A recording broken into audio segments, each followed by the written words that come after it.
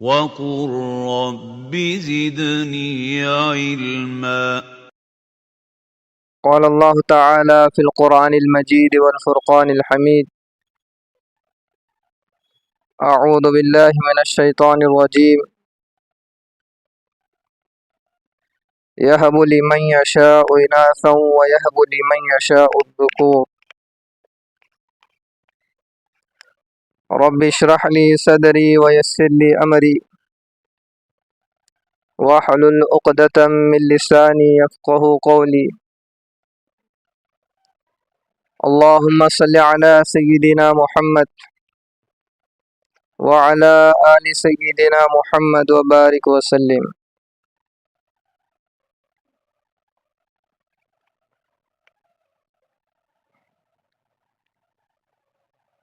عورت کی زندگی کے مختلف مراحل ہوتے ہیں، مختلف اسٹیج ہوتے ہیں۔ زندگی کا سفر جوں جوں آگے بڑھتا رہتا ہے، عورت کے ان مراحل میں تبدیلی آتی رہتی ہے، اس کی حیثیتیں بدلتی رہتی ہیں۔ عورت کے مراحل مختلف ہیں۔ عورت کی زندگی کا سب سے پہلا مرحلہ بیٹی کی شکل میں ہوتا ہے۔ کبھی عورت بیٹی کی حیثیت میں ہوتی ہے، کبھی بہن کی حیثیت میں ہوتی ہے، تو کبھی بیوی کی حیثیت میں ہوتی ہے، تو کبھی بہو کی حیثیت میں ہوتی ہے، تو کبھی وہ ماں کی حیثیت میں ہوتی ہے، کبھی وہ ساس کی شکل و صورت میں ہوتی ہے، یا کبھی نانی اور دادی کی حیثیت میں ہوتی ہے، اور بہت سے مختلف مراحل ہیں، حیثیتیں ہیں۔ ان تمام مراحل میں ہر عورت کو رہنمائی اور رہبری کی ضرورت ہوتی ہے۔ ہر مرحلے میں اسے اس بات کی رہنمائی اور رہبری کی ضرورت ہوتی ہے کہ وہ کیسے ان تمام مراحل کو خوشگوار طریقے سے گزارے، ایک کامیاب زندگی گزارے۔ جب وہ بیٹی کی حیثیت میں ہو تو اسے اس بات کی رہنمائی اور رہبری کی ضرورت ہوتی ہے کہ وہ ایک کیسے بہترین بیٹی بن سکے، ایک بہترین اور کامیاب بیٹی بن سکے۔ جب وہ بہن کی حیثیت میں ہو تو وہ کیسے ایک بہترین بہن اور ایک کامیاب بہن بن سکے۔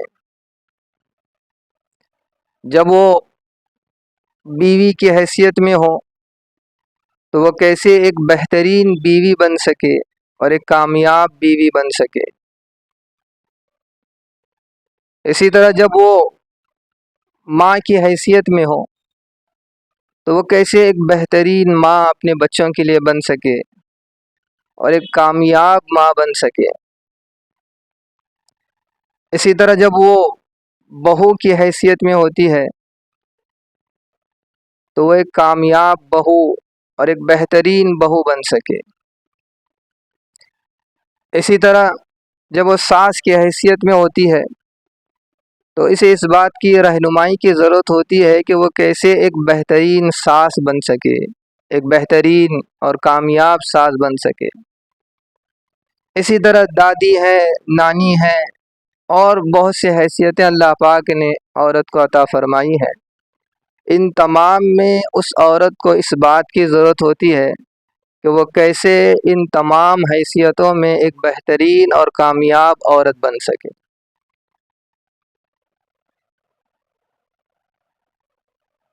عورت کا کردار اور عورت کا رول معاشرے میں یا کسی بھی قوم میں انتہائی اہم ہوتا ہے۔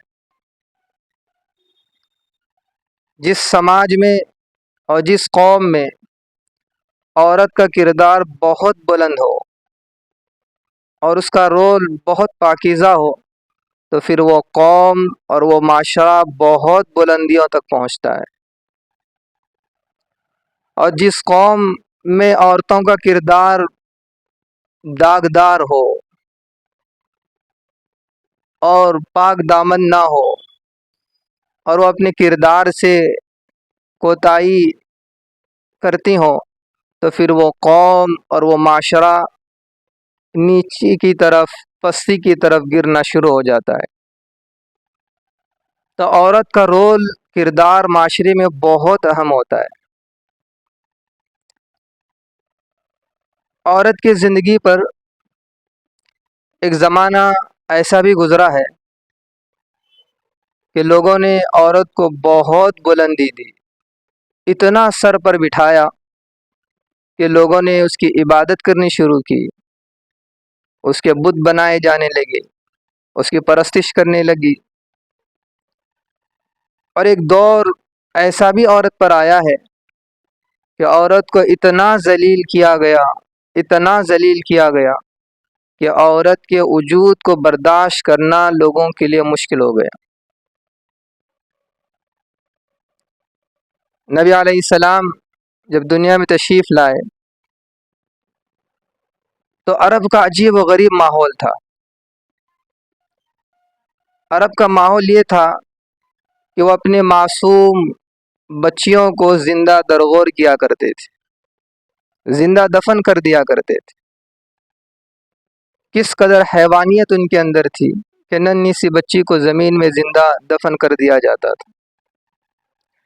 اب ذرا سوچیں کہ ایک ایسا سماج، ایک ایسا معاشرہ کہ جہاں عورت کے وجود کو برداشت نہیں کیا جا رہا ہے، ایسے سماج، ایسے معاشرے میں عورت کے حقوق کی بات کرنا، عورت کی حیثیت کو بتانا کتنا بڑا مشکل کام تھا۔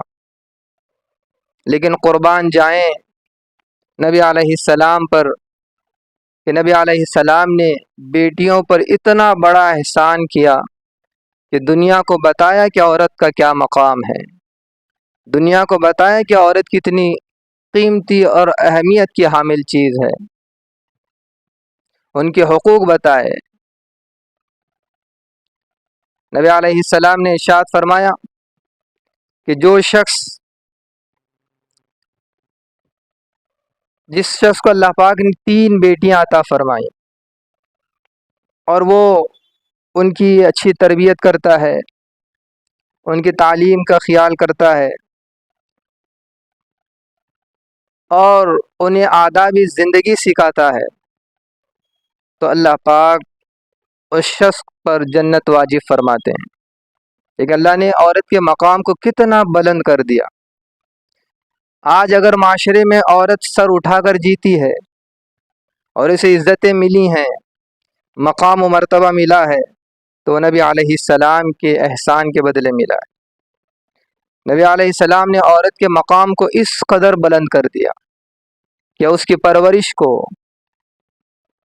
اور اس کی تعلیم کو اور اس کے خیال رکھنے کو اور اس کے بالغ ہونے پر شادی کر دینے کو اس شخص کے لیے جنت واجب قرار دے دیا گیا۔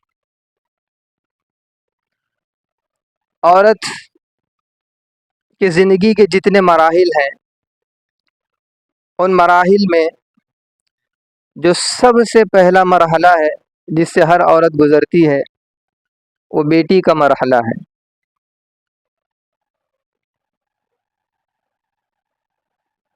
ہر ماں باپ یہ چاہتے ہیں کہ اس کی بیٹی ایک بہترین بیٹی بنے، ایک کامیاب بیٹی بنے،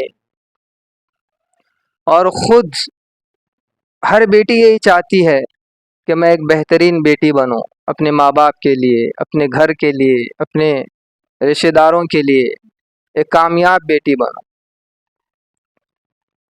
تو کامیاب بیٹی اور بہترین بیٹی بننے کے لیے ماں باپ اور بیٹی دونوں کا کردار ضروری ہے۔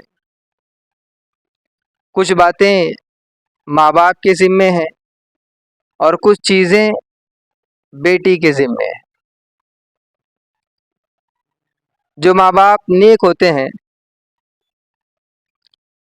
وہ اپنی بیٹیوں کو ہمیشہ بہت پیار اور محبت سے پالتے ہیں، ان کی پرورش کرتے ہیں، ان کی تعلیم کا خیال رکھتے ہیں، ان کی اچھی تربیت کرتے ہیں، ان کو آداب زندگی سکھاتے ہیں، اچھے سے اچھے صفات سکھاتے ہیں۔ تو یہاں ماں باپ کو چاہیے کہ وہ اپنی بیٹی میں چند صفات ضرور پیدا کریں۔ سب سے پہلی صفت جو ایک عورت میں ہونی چاہیے وہ حیا اور پاک دامنی ہے۔ حدیث شریف میں آتا ہے، نبی علیہ السلام نے ارشاد فرمایا، الحیاء شعبۃ من الایمان، حیا ایمان کا ایک حصہ ہے، ایک شعبہ ہے۔ اسلام نے حیا کو بہت پسند کیا ہے۔ لیکن حیا سے کیا مراد ہے؟ حیا کس کو کہتے ہیں؟ شرم و حیا کس چیز کا نام ہے؟ بچی کے اندر ایسی صفات ہونی چاہیے کہ وہ کسی غیر مرد سے ہاتھ نہ ملائے، وہ کسی غیر مرد سے بات نہ کرے، اور اگر بات کرنی پڑے، ضرورت محسوس ہو رہی ہو تو شرم و حیا اس کے اندر ہو۔ شرم و حیا کے ساتھ، حدود اور قیود کے ساتھ، وہ اگر ضرورت پڑنے پر کسی کو بات کرنے کی ضرورت ہو تو شرم و حیا کا لحاظ رکھتے ہوئے بات کرے۔ آج ہم جس سماج میں جی رہے ہیں اور جس معاشرے میں ہم جی رہے ہیں یہ کفر کا ماحول ہے۔ مغربی کلچر ہماری بچیوں پر غالب ہوتا نظر آ رہا ہے، اور مغربی کلچر نے اور مغربی تہذیب نے اور کفر کی تہذیب نے ہماری بچیوں کو یہ سبق پڑھایا ہے کہ حیا اور شرم ایک بیماری ہے۔ انہوں نے یہ سبق پڑھا ہے کہ جب تم کسی مرد کے ساتھ گفتگو کرو تو آنکھوں میں آنکھیں ڈال کر گفتگو کرو۔ دیکھیں کتنی بے شرمی کی بات ہے، کتنی نامناسب بات ہے کہ ایک عورت کو کہا جا رہا ہے کہ وہ ایک مرد سے آنکھوں میں آنکھیں ڈال کر بات کرے۔ ظاہر سی بات ہے کہ جب کوئی عورت آنکھوں میں آنکھیں ڈال کر گفتگو کرتی ہے تو اس کی شرم و حیا ختم ہو جاتی ہے، اور عورت نام ہی شرم و حیا کا نام ہے۔ عورت کی خوبصورتی ہی حیا اور پاک دامنی ہے، اور مغربی تہذیب عورت سے اس خوبصورتی کو چھیننا چاہتی ہے، اس سے حیا کو چھیننا چاہتی ہے، شرم کو چھیننا چاہتی ہے۔ اور جب عورت سے شرم و حیا نکل جاتی ہے تو پھر خود بخود دیگر خرابیاں اور برائیاں اس کے اندر جنم لینا شروع کر دیتی ہیں، اور دنیا اس بات کو جانتی ہے کہ مرد اگر بگڑتا ہے تو اس کا بگاڑ اتنا نقصان نہیں پہنچاتا جتنا جب عورت بگڑ جاتی ہے تو اس کا نقصان بہت زیادہ ہوتا ہے۔ یوں سمجھیں کہ اگر مرد بگڑ جاتا ہے تو بس اسے ایک کو نقصان پہنچتا ہے، لیکن جب عورت بگڑتی ہے تو 20 مردوں کو بگاڑ دیتی ہے۔ اس لیے کہتے ہیں کہ عورت کا سدھرنا یہ نسل کا سدھرنا ہے، اور عورت کا بگڑ جانا یہ نسلوں کی بربادی ہے۔ تو عورت کے اندر حیا ہو، شرم ہو، پاک دامنی ہو۔ دیکھیں قرآن مجید میں اللہ تبارک و تعالی نے حضرت شعیب علیہ السلام کی 2 بیٹیوں کا تذکرہ فرمایا۔ حضرت شعیب علیہ السلام بوڑھے ہو چکے ہیں اور ان کی صرف بیٹیاں ہی بیٹیاں تھیں، اور جب گھر میں بیٹے نہ ہوں تو پھر بیٹیوں کو ہی سارے کام سنبھالنے ہوتے ہیں۔ لہٰذا یہ دونوں بیٹیاں بکریاں چرایا کرتی تھیں اور جب واپسی پر انہیں پانی پلا کر گھر لے آیا کرتی تھیں۔ ایک مرتبہ وہ بکریاں چرانے گئیں تو کنویں پر پہنچیں تو دیکھا کہ لوگوں نے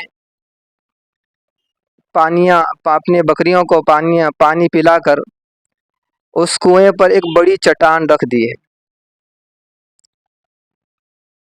حضرت موسیٰ علیہ السلام مدین سے اسی وقت وہاں پہنچے تھے، تو انہوں نے ان دو بچیوں کو دیکھا کہ وہ بکریاں چرا کر کنویں کے پاس آئی ہیں، اور لوگوں نے ایک بہت بڑی چٹان اس کنویں پر رکھ دی ہے، اور ان بچیوں میں وہ طاقت نہیں ہے، وہ قوت نہیں ہے کہ وہ اس چٹان کو ہٹا دے۔ تو حضرت موسیٰ علیہ السلام نے اس چٹان کو ہٹا دیا، پھر ان بچیوں نے اپنے بکریوں کو پانی پلایا اور وہ گھر چلی گئیں۔ جب وہ گھر چلی گئیں تو انہوں نے حضرت شعیب علیہ السلام کو یہ سارا واقعہ سنایا۔ حضرت شعیب علیہ السلام نے ایک بچی سے کہا کہ جاؤ اور اس شخص کو بلا لے کر آؤ۔ اب دیکھیں، قرآن اس واقعے کو نقل کرتے ہوئے اس واقعے کے ایک اہم پہلو کو ظاہر کر رہا ہے۔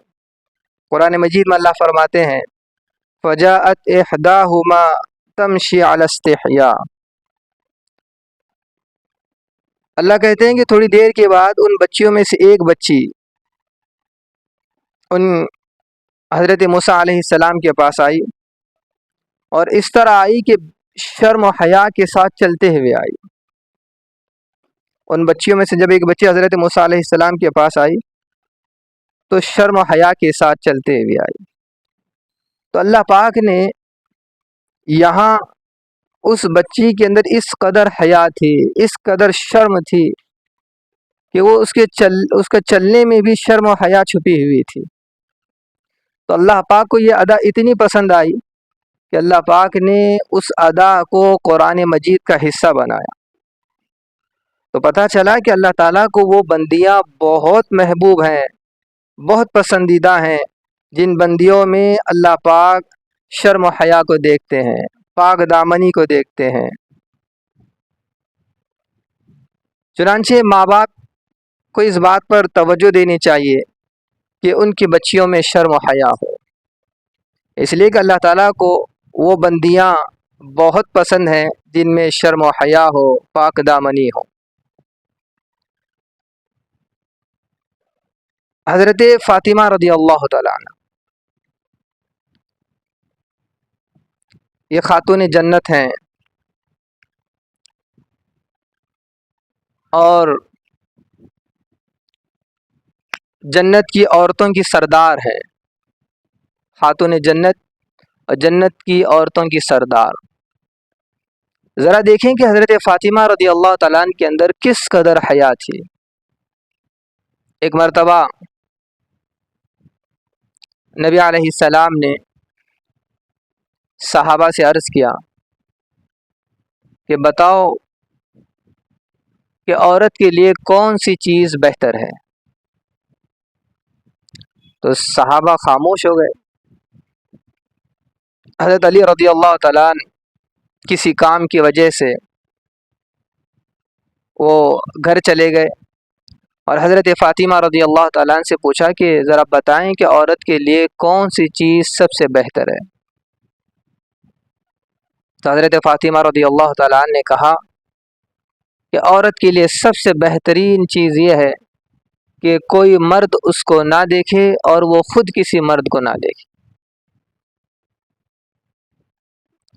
حضرت فاطمہ رضی اللہ تعالیٰ عنہ نے جب یہ بات کہی تو حضرت علی رضی اللہ تعالیٰ عنہ دوڑے دوڑے نبی علیہ السلام کے پاس آئے اور کہا کہ اللہ کے رسول، عورت کے لیے سب سے بہترین چیز یہ ہے کہ کوئی مرد اس کو نہ دیکھے اور وہ خود کسی مرد کو نہ دیکھے۔ جب نبی علیہ السلام نے یہ جواب سنا تو کہنے لگے کہ فاطمہ تو میرے دل کا ٹکڑا ہے، فاطمہ تو میرے دل کا ٹکڑا ہے، فاطمہ تو میرے دل کا ٹکڑا ہے۔ اللہ کو شرم و حیا بہت پسند ہے۔ دیکھیں حضرت فاطمہ رضی اللہ تعالیٰ عنہ کے بارے میں آتا ہے، ادھر سامنے آ جائے۔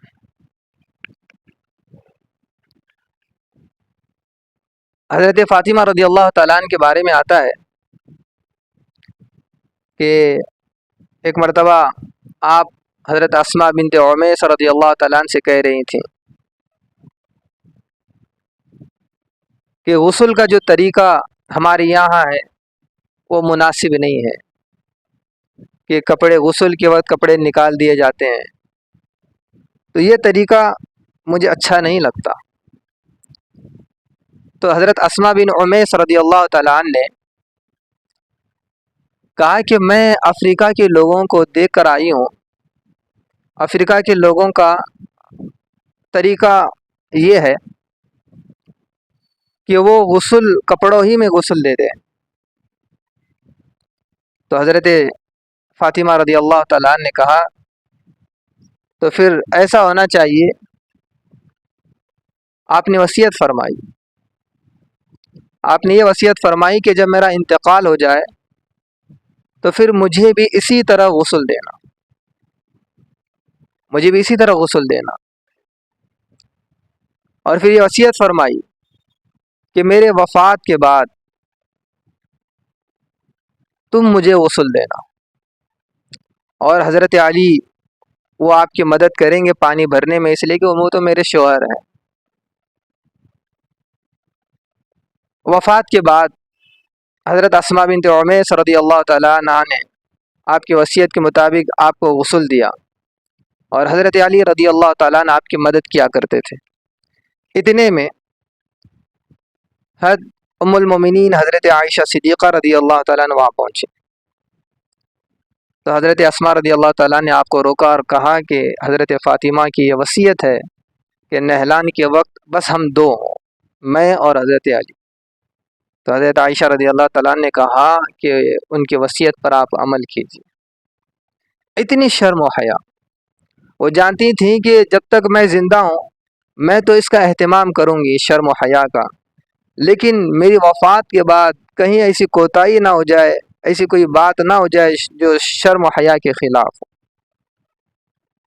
اور آپ نے یہ بھی وصیت فرمائی کہ جب تجہیز و تکفین ہو جائے تو میرا جنازہ رات کے حصے میں قبرستان لے جایا جائے، اس لیے کہ میں نہیں چاہتی کہ لوگ میرے جنازے کو دیکھیں اور میرے جسم کو دیکھیں یا اس کی کیفیت کو معلوم کریں، اس قدر حیا۔ تو حیا اور شرم یہ عورت کی خوبصورتی ہے، یہ عورت کی خوبصورتی ہے۔ دیکھیں چہرے کی خوبصورتی ایک دن مٹ جاتی ہے، ایک دن ختم ہو جاتی ہے، لیکن حیا اور شرم کی خوبصورتی ان عورت کے مر جانے کے بعد بھی باقی رہتی ہے۔ دنیا اس کو با حیا عورت اور پاک دامن عورت کے نام سے یاد کرتے ہیں۔ حسن تو بڑھاپے پر ختم ہو جاتا ہے، لیکن حیا اور شرم یہ اتنی اونچی صفات ہیں کہ یہ عورت کے مر جانے کے بعد بھی لوگ اسے پاک دامن عورت اور با حیا عورت کے نام سے یاد کرتے ہیں۔ اللہ کو حیا والی عورتیں بہت پسند ہیں۔ دیکھیں حضرت عائشہ صدیقہ رضی اللہ تعالیٰ ام المومنین، حضرت ابو بکر صدیق رضی اللہ تعالیٰ عنہ کی لاڈلی بیٹی ہیں، اور نبی علیہ السلام کی رفیق حیات ہیں۔ حضرت عائشہ صدیقہ رضی اللہ تعالیٰ عنہ کی پاک دامنی کو دیکھیں کہ اللہ پاک نے حضرت عائشہ رضی اللہ تعالیٰ عنہ کو نبی علیہ السلام کی رفیق حیات بنایا۔ کسی عورت کی پاک دامنی کے لیے کتنا بڑا تمغہ ہے، یہ کتنا بڑا مقام ہے کہ وقت کے نبی کے ساتھ اس عورت کا نکاح ہونا، یہ اس کی پاک دامنی اور حیا اور شرم کی بہت اونچی مثال ہے۔ الطیبات للطیبین وَالطَّيِّبُونَ لِلطَّيِّبَاتِ۔ اللہ تعالیٰ قرآن مجید میں فرماتے ہیں کہ پاک عورتیں یہ پاک مردوں کے لائق ہیں، اور پاک مرد یہ پاک عورتوں کے لائق ہیں۔ ایک وقت حضرت عائشہ صدیقہ رضی اللہ تعالیٰ عنہ پر ایسا بھی آیا کہ کفار اور منافقین نے آپ پر الزام لگایا، تہمت لگائی منافقین میں، اور بہت بڑی تہمت تھی۔ آپ کی پاک دامنی دیکھیں کہ اللہ پاک نے اس تہمت کو خود قرآن مجید کے ذریعے سے، وحی کے ذریعے سے اس تہمت کو دور کیا اور آپ کی پاک دامنی کی گواہی دی۔ حضرت یوسف علیہ السلام پر جب تہمت لگی، الزام لگا، تو وہاں اللہ تعالیٰ نے ایک بچے کو گواہی دلوائی، ایک بچے سے گواہی دلائی آپ کے پاک دامنی کی۔ اور اسی طرح حضرت مریم رضی اللہ تعالیٰ عنہ پر تہمت لگی، الزام لگا، تو وہاں بھی اللہ پاک نے بچے ہی کے ذریعے سے حضرت مریم رضی اللہ تعالیٰ علیہ السلام کی پاک دامنی کی گواہی دلائی۔ لیکن جب حضرت عائشہ صدیقہ رضی اللہ تعالیٰ عنہ پر تہمت لگی تو اللہ پاک نے کسی مخلوق سے ان کی پاک دامنی کی گواہی نہیں دلائی، بلکہ اللہ پاک نے خود قرآن مجید کو اتار کر وحی کے ذریعے سے حضرت عائشہ صدیقہ رضی اللہ تعالیٰ عنہ کی پاک دامنی کی گواہی دلائی۔ یہ کتنی اونچی بات ہے۔ تو اسے اندازہ لگائیں کہ اللہ تعالیٰ کو باحیا عورت، پاک دامن عورت بہت پسند ہے۔ اس لیے ہر بچی، بلکہ ہر عورت کو یہ کوشش کرنی چاہیے کہ میں پاک دامن رہوں، میرے اندر حیا ہو، شرم ہو، اور خاص طور سے ماں باپ اپنی بیٹی کے اندر اس صفت کو پیدا کرنے کی کوشش کریں۔ جو ماں باپ چاہتے ہیں کہ ان کی بیٹی ایک بہترین بیٹی بنے، ایک کامیاب بیٹی بنے، تو انہیں چاہیے کہ وہ اپنی بیٹی کے اندر دوسری صفت کہ نیکی کا شوق پیدا کریں، نیکی کا شوق۔ بیٹی کو سمجھائیں کہ حالات کیسے بھی ہوں، حالات کیسے بھی ہوں، وہ نیکی کے دامن کو نہ چھوڑے، نیکی کا دامن ہرگز چھوٹنے نہ پائے۔ اور ویسے تو بچوں میں نیکیوں کا شوق ہوتا ہی ہے۔ دیکھیں آپ چھوٹے بچوں کو گھروں میں دیکھیں گے، جب ماں نماز پڑھتی ہے تو بچی بھی ماں کے بازو آ کر بیٹھ جاتی ہے، یا قرآن کی تلاوت کر رہی ہے تو بچی بھی ماں کی گود میں آ کر بیٹھ جاتی ہے۔ تو جو ماں باپ چاہتے ہیں کہ ان کی بیٹی ایک کامیاب بیٹی بنے، ایک بہترین بیٹی بنے، تو انہیں چاہیے کہ جب وہ ماں باپ کوئی نیک کام کر رہے ہیں، کوئی عبادت کر رہے ہیں، تو اس عبادت میں، اس نیکی کے کام میں اپنی بیٹی کو بھی شریک کریں۔ بچیاں چھوٹی ہوتی ہیں، ماں نماز پڑھ رہی ہے تو نماز کے وقت بیٹی کو اپنے ساتھ رکھیں، قرآن کی تلاوت کے وقت اپنی بیٹی کو ساتھ رکھیں، کوئی خیرات کرنی ہے، صدقات دینا ہے، تو بجائے اپنے ہاتھوں کی بیٹی سے اس خیرات کو دینے لگائیں، اس سے بچیوں میں نیکی کا شوق پیدا ہو۔ اسی طرح ماں باپ جو چاہتے ہیں کہ میری بیٹی ایک نیک بیٹی بنے، کامیاب بیٹی بنے، تو ماں باپ کو چاہیے کہ اپنے بچیوں میں خدمت کا جذبہ پیدا کریں، خدمت کا جذبہ۔ اللہ تعالیٰ نے مردوں کے لیے عبادت کے ذریعے سے جنت حاصل کرنے کا راستہ رکھا ہے، لیکن عورتوں کے لیے اللہ پاک نے خدمت کے ذریعے سے جنت کا راستہ رکھا ہے۔ عورت جتنی خدمت کرے گی اس کے لیے جنت کا راستہ آسان ہوتا جائے گا۔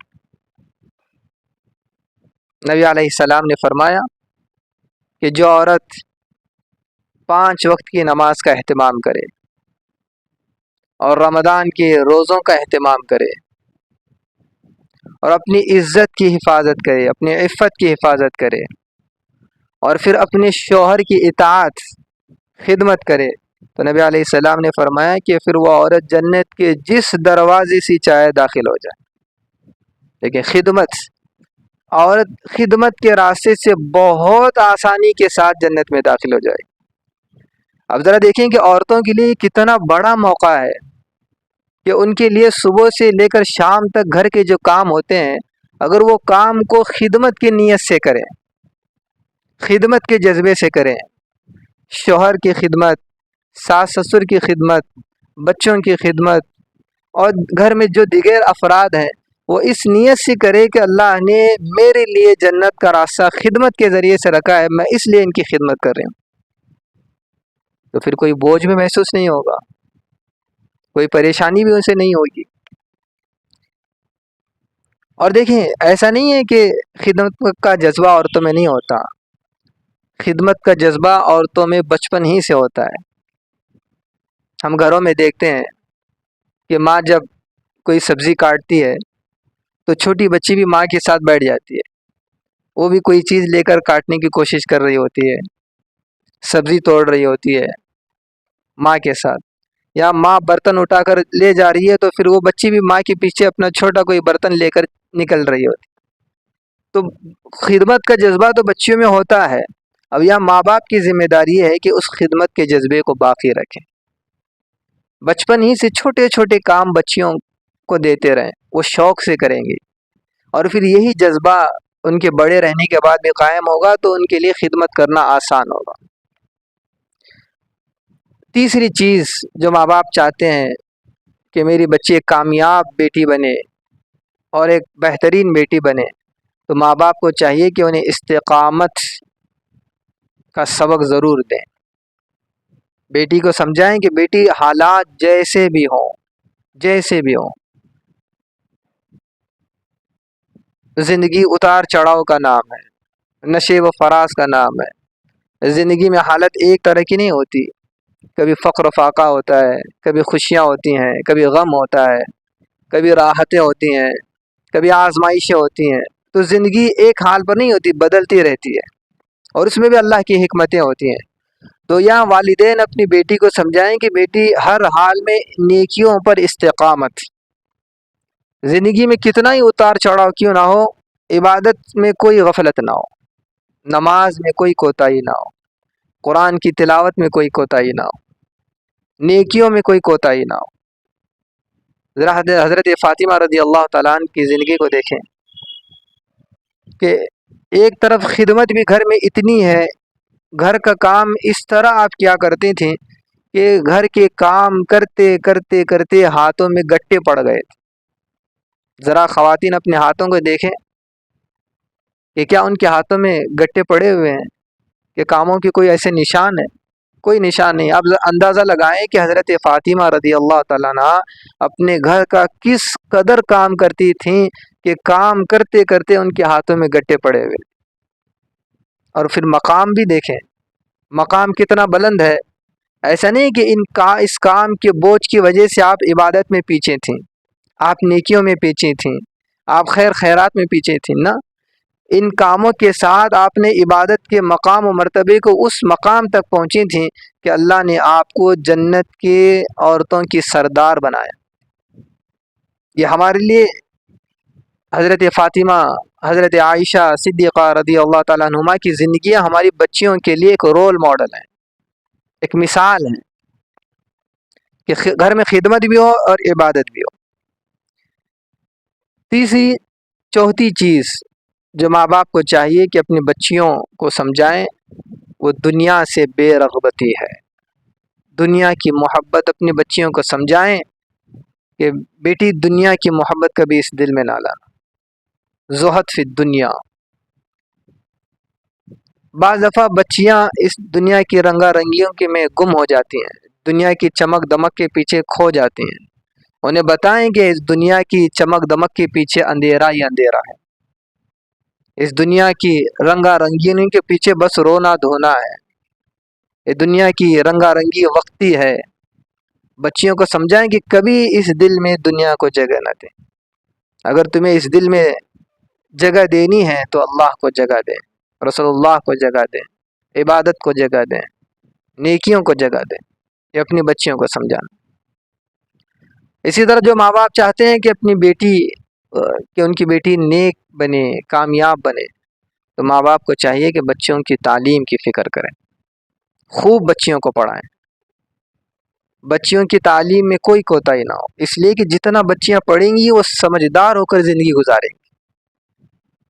شریعت نے جو حدود دیے ہیں ان حدود میں رہ کر خوب پڑھائیں، دیکھیے قرآن اللہ پاک نے عورت کو ناقص العقل کہا ہے کہ عورت یہ ناقص العقل ہوتی ہے، یعنی ان کے پاس بہت سے لوگوں نے ناقص العقل کا معنی یہ سمجھا کہ ان کے پاس عقل کم ہوتی ہے، اور بہت سی عورتیں اس پر ناراض بھی ہوتی ہیں کہ اللہ نے ہمیں ایسے کیوں کہا۔ دیکھیں اس سے مراد یہ نہیں کہ ان کی عقلیں کم ہوتی ہیں، بلکہ تجربہ تو یہ کہتا ہے کہ بچیاں عورتیں بہت ذہین ہوتی ہیں، بہت ذہین ہوتی ہیں۔ آپ اپنے گھروں میں بھی دیکھیں کہ جن گھروں میں بچے اور بچیاں ہوتی ہیں وہاں پڑھائی کی لائن میں بچیاں بہت زیادہ آگے ہوتی ہیں، بچیاں بہت تیز ہوتی ہیں، بچیوں کو بولنے کی ضرورت نہیں پڑتی کہ بیٹا پڑھو یاد کرو، وہ پڑھائی میں بہت آگے ہوتی ہیں، بچوں کے پیچھے پڑھنا پڑتا ہے۔ بچیاں تو بہت ذہین دار ہوتی ہیں،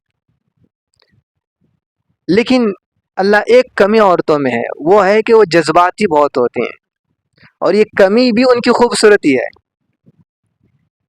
عورت میں جو کمی ہے جذباتی، وہ جذبات میں جلدی آ جاتی ہیں، لیکن یہ جذبات میں آنا بھی ان کی خوبصورتی ہے۔ جس عورت میں جذبات نہ ہو پھر وہ کیسی عورت ہے؟ اور جذبات میں جب عورت فیصلے لیتی ہے تو پھر جذبات کے فیصلے یہ ناقص ہوتے ہیں، ادھورے ہوتے ہیں، ناکام ہوتے ہیں۔ اور عورت خود بھی اس بات کو سمجھتی ہے۔ دیکھیں عورت جب کسی کو پسند کرتی ہے تو پھر وہ چاہتی ہے کہ دنیا کے سارے لوگ مر جائیں بس وہی زندہ رہے، اور جب یہ جذباتی فیصلہ ہے۔ اور عورت جب کسی سے نفرت کرنے لگتی ہے تو پھر وہ نفرت اس قدر ہوتی ہے کہ اب وہ چاہتی ہے کہ سارے لوگ زندہ رہیں بس یہ مر جائے، یہ جذباتی فیصلے۔ تو یہ کمی ان کی خوبصورتی ہے۔ تو اس لیے بچوں کو حدود میں رہ کر خوب تعلیم دیں، خوب پڑھائیں۔ جو ماں باپ یہ چاہتے ہیں کہ ان کی بیٹی نیک بنے، بہترین بنے، کامیاب بنے، تو بچیوں کو ابھی سے دوسروں کے غم اور سکھ کا احساس دلائیں۔ دوسرے کے غم کو اپنا غم سمجھیں، بھائی کے غم کو اپنا غم سمجھیں، باپ کے غم کو اپنا غم سمجھیں، ماں کے غم کو اپنا غم سمجھیں۔ دوسروں کے غموں میں شرکت، یہ جذبہ بچیوں میں ابھی سے پیدا کرنا چاہیے۔ اسی طرح بچیوں کو چاہیے کہ وہ اپنی زندگی میں تبدیلیاں لائیں۔ دیکھیں جب بچی بڑی ہوتی ہے تو ہوتا ہے کہ کبھی بھائی سے مسئلہ ہو جاتا ہے، کبھی ماں سے مسئلہ ہو جاتا ہے، کبھی بہن سے مسئلہ ہو جاتا ہے۔ تو بچیوں کو چاہیے کہ ان مسئلوں کو فوراً ختم کر لیں، ان مسئلوں کو فوراً ختم کر لیں، اور اپنا وقت زیادہ سے زیادہ گھر میں دیں۔ گھر کے افراد کے ساتھ بچیوں کو وقت دینا چاہیے، ماں کے ساتھ، باپ کے ساتھ، بھائی کے ساتھ، بہن کے ساتھ، یہ اپنا زیادہ سے زیادہ وقت لگائیں۔ اسی طرح جو بیٹی چاہتی ہے کہ میں ایک کامیاب بیٹی بنوں، بہترین بیٹی بنوں، اس کو چاہیے کہ وہ اپنی صحت کا خیال بھی رکھے، اپنے بالوں کو اچھا رکھے، اپنے کپڑوں کو اچھا رکھے، اپنے جسم کو اچھا رکھے۔ ایسا نہیں کہ بال بکھرے ہوئے ہیں اور کپڑوں سے بدبو آ رہی ہے اور جسم گندا ہے۔ ماں باپ بچی کو دیکھ کر پریشان ہیں کہ بچی کا کیا حال ہو رہا ہے، بلکہ بچیوں کو چاہیے کہ وہ ایسے انداز میں رہیں کہ ماں باپ کو دیکھتے ہی محبت ہو جائے، پیار ہو جائے، بالوں کو سنواریں، کپڑوں کو سنواریں، اپنے جسم کو سنواریں، اپنی صحت کا خیال بھی رکھنا چاہیے۔ عام طور سے بچیوں میں ایک کمی ہوتی ہے، گھر میں کوئی مسئلہ ہوتا ہے تو اس مسئلے کو چاہیے کہ اس مسئلے کو گھر ہی میں حل کر لے۔ جو نیک بیٹی اور کامیاب بیٹی ہوتی ہے وہ گھروں کے مسئلوں کو گھروں ہی میں حل کرتے ہیں، ورنہ بچیاں بہت سے ایسی ہوتی ہیں کہ گھر کے مسئلے کو اپنے سہیلی سے کہہ رہی ہے، پڑوسی سے کہہ رہی ہے، کسی اور خاندان سے کہہ رہی ہے، کسی اور عورت سے کہہ رہی ہے۔ اس سے مسئلہ حل نہیں ہوتا بلکہ بگڑ جاتا ہے۔ یوں سمجھیں کہ اگر وہ مسئلہ گھر میں حل بھی ہو گیا ہے تو باہر بتانے کی وجہ سے پھر مسئلہ بگڑ جاتا ہے۔ تو نیک بیٹی کی اوصاف یہ ہے کہ وہ گھر کے مسئلوں کو گھر ہی میں حل کر لیں، باہر کسی کو نہ کہیں۔ اسی طرح جو بیٹی چاہتی ہے کہ میں نیک بیٹی بنوں، کامیاب بیٹی بنوں، اسے چاہیے کہ وہ اپنی ماں سے گھر داری کے اصول سیکھے، گھر داری کے اصول سیکھے۔ ماں کی ایک لمبی زندگی گزر چکی ہوتی ہے، ایک لمبا تجربہ ماں نے دیکھا ہوتا ہے، زندگی کے اتار چڑھاؤ کو ماں نے محسوس کیا ہوتا ہے۔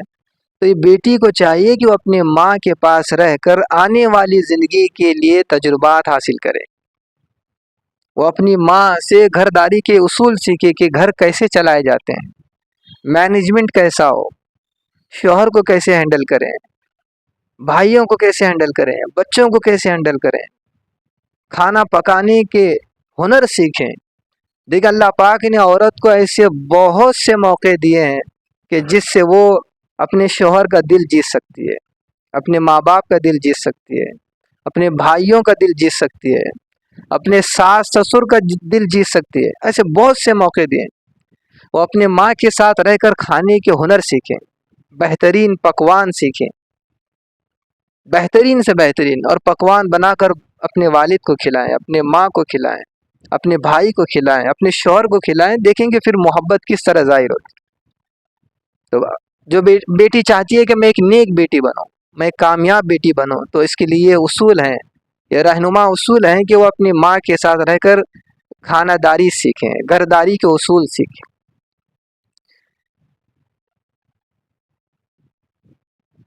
بیٹیاں یہ بیٹوں سے زیادہ ہمدرد ہوتے ہیں۔ جس قدر بیٹیاں ماں باپ کا خیال رکھتے ہیں، بیٹے اس قدر خیال نہیں رکھتے۔ یہ اللہ نے یہ بیٹے میں خوبی رکھی ہے، بیٹیاں ماں باپ کا بہت زیادہ خیال رکھتے ہیں۔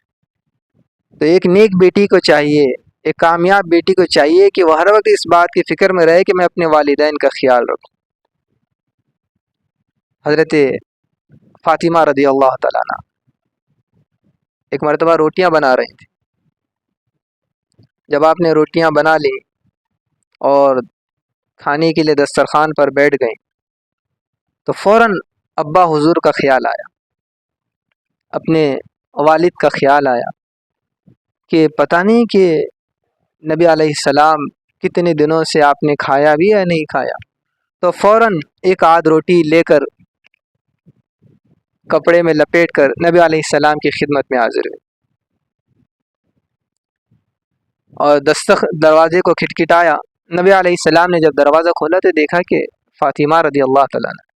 آپ نے پوچھا کہ بیٹی کیسے آنا ہوا؟ تو حضرت فاطمہ رضی اللہ تعالیٰ نے کہا کہ ابا جان، میں نے روٹی بنائی تھی اور پھر خیال آیا کہ نہ جانے آپ نے کھانا کھایا بھی یا نہیں، اس لیے میرا دل چاہا تو میں یہ روٹی لے کر آپ کی خدمت میں حاضر ہوئی۔ نبی علیہ السلام نے اس روٹی کو لیا اور ایک لقمہ کھایا اور پھر فرمایا کہ فاطمہ کہ 3 دن گزرے ہیں،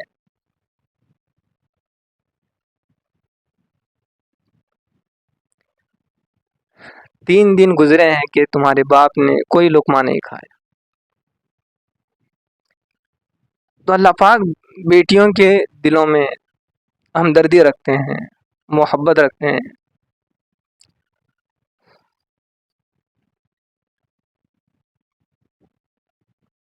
وہ اپنے ماں باپ کا بہت خیال رکھتے ہیں، بہت خیال رکھتے ہیں۔ بیٹیاں، نیک بیٹیاں وہ ہوتی ہیں جو شادی سے پہلے بھی اپنے ماں باپ کا خیال رکھتی ہیں اور شادی کے بعد بھی اپنے ماں باپ کا خیال رکھتے ہیں۔ آپ نے دیکھا کہ کتنی ایسی بیٹیاں ہیں جو شادی کے بعد بھی اپنے ماں باپ کا خیال رکھتے ہیں، ان کے غم کو محسوس کرتے ہیں، ان کی تکلیف کو محسوس کرتے ہیں، ان کی پریشانیوں کو محسوس کرتے ہیں، وہ فکر مند رہتی ہیں اپنے ماں باپ کو لے کر۔ تو یہ نیک بیٹی کی خوبی ہے۔ جو بیٹیاں یہ چاہتی ہیں کہ میں نیک بیٹی بنوں، میں کامیاب بیٹی بنوں، میں ایک مثالی بیٹی بنوں، تو اس بیٹی کے لیے چاہیے کہ وہ اپنے اندر یہ صفات پیدا کرے۔ ایک مرتبہ ایک نوجوان کی شادی ہوئی، تو شادی کسی دوسرے علاقے میں تھی، تو جب وہاں سے نکاح کے بعد نکلے تو ساری آدھی رات سفر ہی میں گزر گئی۔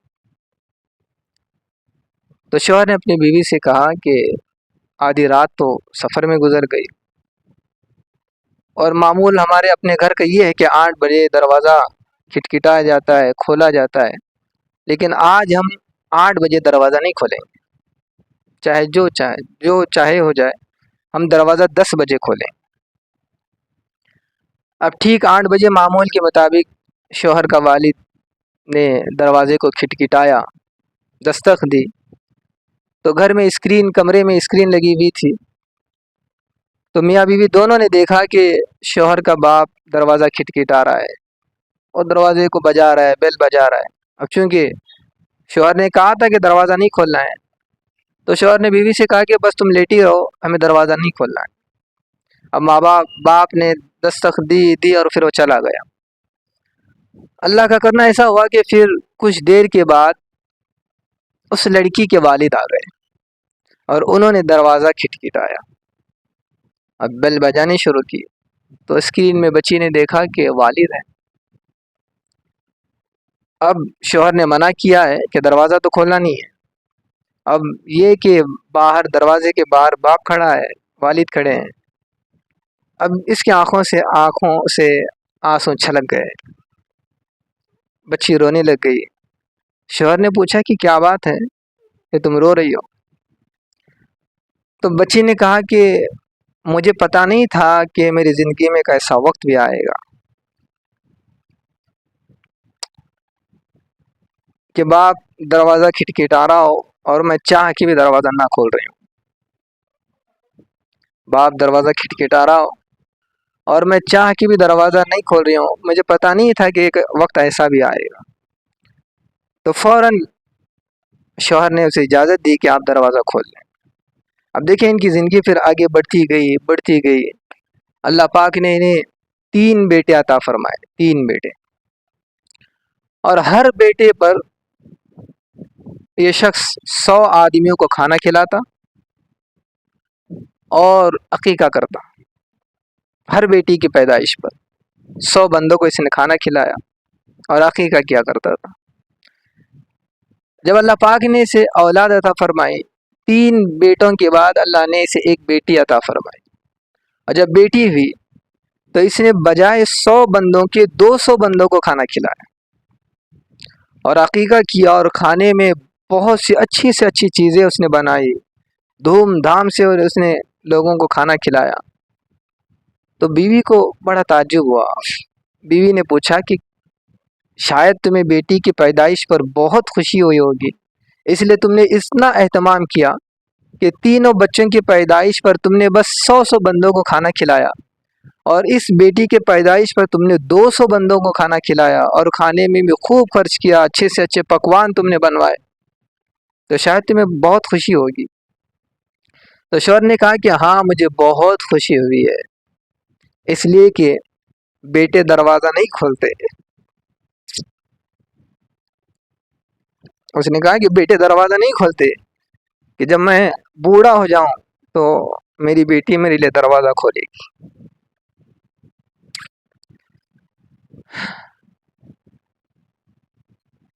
تو ہر بیٹی کے اندر یہ صفات ہونی چاہیے، ہر بیٹی کے اندر یہ خوبی ہونی چاہیے، اس کے اندر شرم و حیا ہو، پاک دامنی ہو، خدمت کا جذبہ ہو، اطاعت کا جذبہ ہو۔ عورتیں اگر اپنی حیثیت کو پہچان لیں تو یوں سمجھے کہ معاشرہ خود بخود سدھر جائے گا۔ عورتوں کی سدھرنے سے معاشرہ سدھر جاتا ہے، اور عورتوں کے بگاڑ سے معاشرہ بگڑ جاتا ہے۔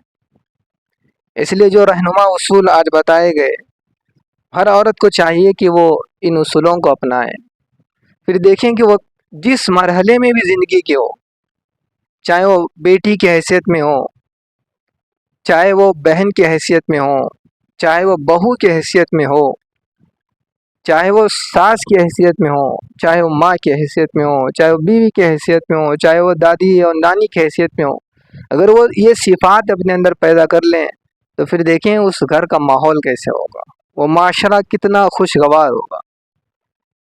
اللہ تعالیٰ سے دعا ہے کہ اللہ تعالیٰ ہمیں ہماری بیٹیوں کو ان اوصاف سے مزین فرمائے۔ اللہ تعالیٰ ہماری بیٹیوں میں خدمت کا جذبہ عطا فرمائے، اطاعت کا جذبہ عطا فرمائے، حیا اور پاک دامنی ان کو عطا فرمائے، خدمت کا جذبہ عطا فرمائے، اپنے کردار کو، اپنی اہمیت کو سمجھنے کے اللہ پاک انہیں توفیق عطا فرمائے۔ رمضان کا مہینہ بہت عظیم مہینہ چل رہا ہے، بہت عظیم مہینہ چل رہا ہے۔ اس مہینے کو غنیمت سمجھیں، اس مہینے میں خوب خدمت کریں، خوب خدمت کریں۔ یہ خدمت کا مہینہ بھی ہے کہ سحر کو آپ کو اٹھنا پڑتا ہے، افطاری کی تیاری کرنا پڑتی ہے، تو ان تمام کاموں کو آپ خدمت کے جذبے سے کریں، اللہ پاک آپ سے محبت بھی کریں گے اور اس کا بہت بڑا اجر عطا فرمائیں۔ اور رمضان میں چونکہ یہ عبادت کا مہینہ ہے تو خوب ذکر اذکار بھی کریں، قرآن کی تلاوت بھی کریں، اور یہ رمضان اللہ سے تعلق پیدا کرنے کا مہینہ ہے تو خوب ذکر اذکار کریں، خوب اللہ سے لو لگائیں، خوب اللہ سے لو لگائیں، اللہ کے سامنے اپنے دکھ کو رکھیں، اپنے درد کو رکھیں، اپنی تکلیف کو رکھیں۔ دیکھیں ہم اپنے درد و دکھ کو تو دوسروں کو بتاتے ہیں، ہر تیسرے اور چوتھے آدمی کو ہم بتاتے ہیں کہ میں مشکل میں ہوں، پریشانی ہے، قرض ہے، وہ ہے، یہ ہے۔ ذرا ہم ان چیزوں کو اللہ کے سامنے تو رکھ کر دیکھیں، رات کی تنہائیوں میں اپنے دکھ کو رکھیں، اپنے مسائل کو اللہ کے سامنے رکھیں، دیکھیں اللہ کیسے خوش ہوتے ہیں اور کیسے اللہ پاک حالات کو بناتے ہیں۔ اللہ تعالیٰ سے دعا ہے کہ اللہ تعالیٰ ہمیں کہنے سنے زیادہ عمل کی توفیق عطا فرمائے۔ وآخر دعوانا الحمدللہ رب العالمین۔ Thank you for watching. If you found this video helpful, please like, share it with others, and subscribe to our YouTube channel for more insightful Islamic content.